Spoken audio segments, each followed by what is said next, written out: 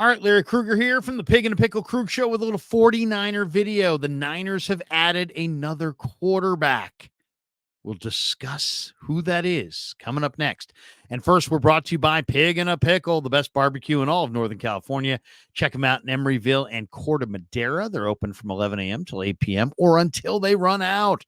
Pig and a Pickle, the best barbecue in all of Northern California.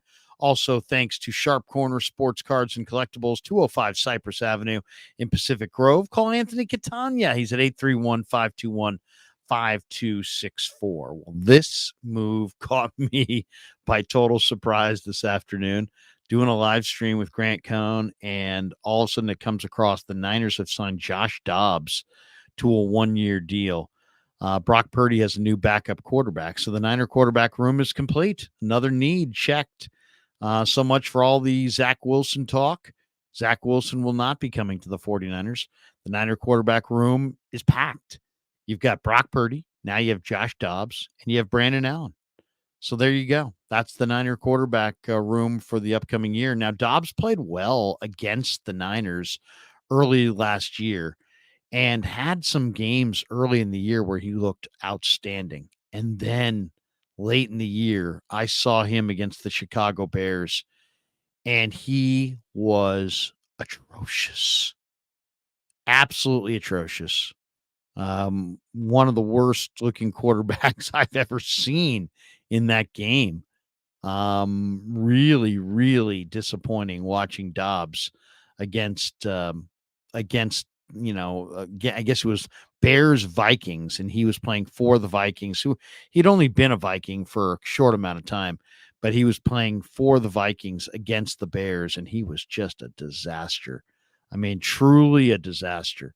To put this in perspective, just looking at his game log from that game, that was Monday Night Football, November the 27th. They lose to the Bears 12-10. He was 22 of 32 for 185, so he completed almost 69% of his passes, and he had one touchdown, but four interceptions. He was sacked a couple times. He had a 54 rating. He had a 23.3 QBR. I mean, it was bad. It was really bad. And this guy's floated around. He was like an aeronautical engineering major at Tennessee. He's super athletic, very smart. And yet, if you look at his football card, drafted by the Steelers, a couple years in Pittsburgh, 1 year in Tennessee, and then last year he's in Arizona. Then they traded him to Minnesota. Now he's a 49er. I mean, 1, 2, 3, 4, 5 teams in, basically 5 years in the league. So he's like good enough to make other teams interested and bad enough to make you want to move on. He's only 29. He's got good height, good athleticism. He's 29. He's 6'3", 216 pounds. He played collegiately at the University of Tennessee. And, it's not like he was a disaster. He was a guy that played pretty well in college at Tennessee and has shown, different highlights so far in a short NFL career. It just hasn't really all come together for him. And he's an interesting guy. As I said, 6'3", 216 pounds, 9.25-inch hands, 32 5/8 inch arms. He ran a 4.6 40 coming out, had a 33-inch vertical, 10.2 broad jump. It's funny, coming into 2016, there were high expectations for Dobbs at the University of Tennessee. And he's an aerospace engineering major. And so he's very, very bright. He had a good final year at Tennessee, and he steps into the NFL. He's not an incompetent passer. He's shown some growth. His accuracy has gotten better. His ball placement has gotten better. He's got decent size. He's really a very above average runner. So that's good. He's never going to make anybody say, hey, you know what, go with Dobbs instead of Purdy. So he's no threat to Brock. So in that case, he's good.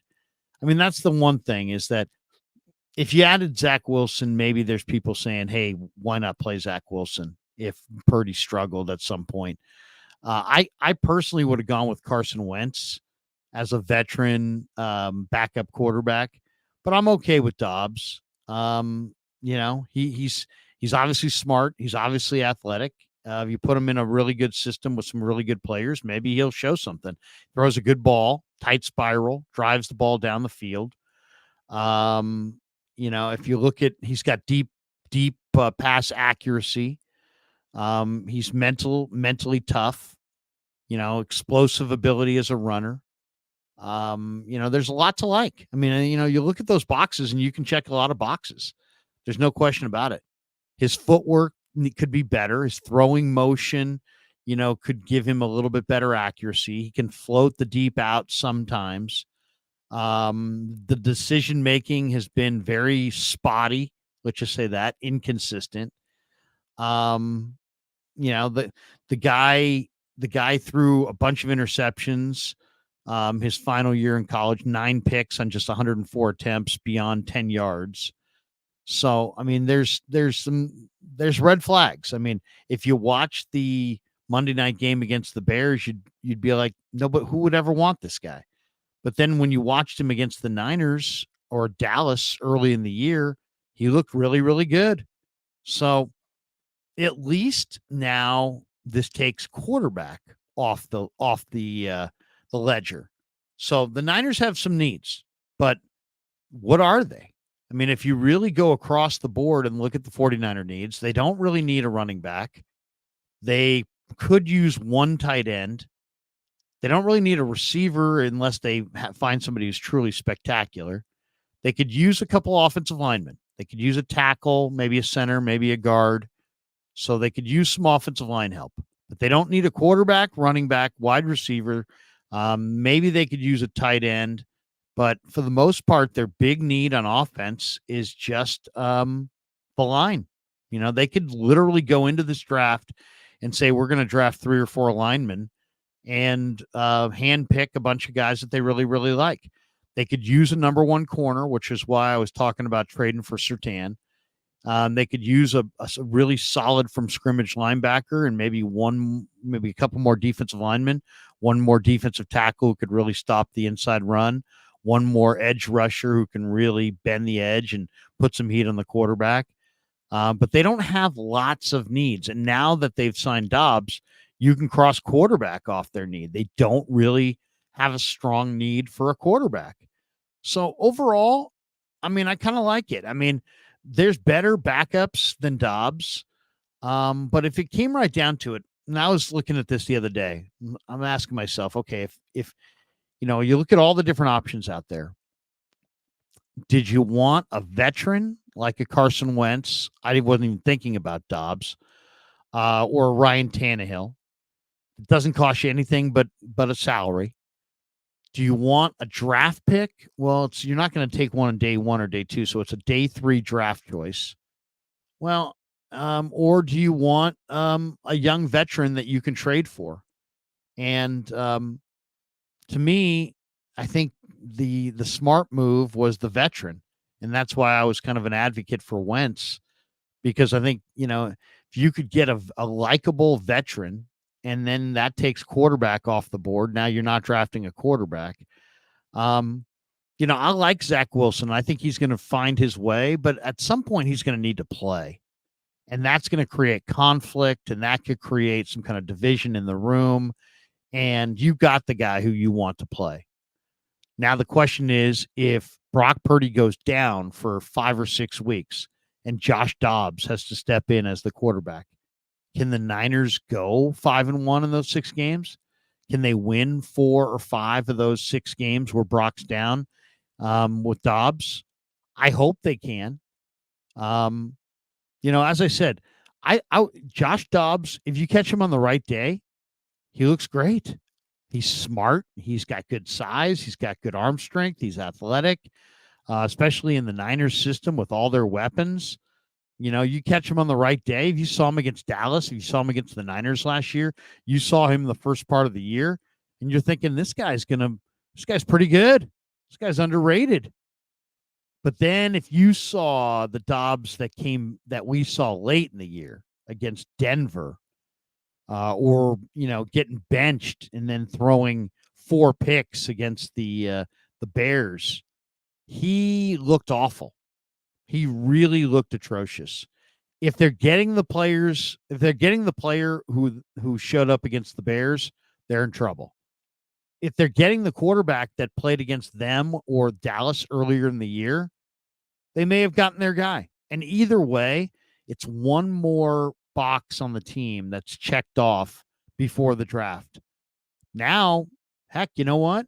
You want to go get 3 offensive linemen and load up on the O-line? Do it. You want to go best player available and try to go for a number 1 corner or number 1 linebacker, number 1 D lineman, you can do that.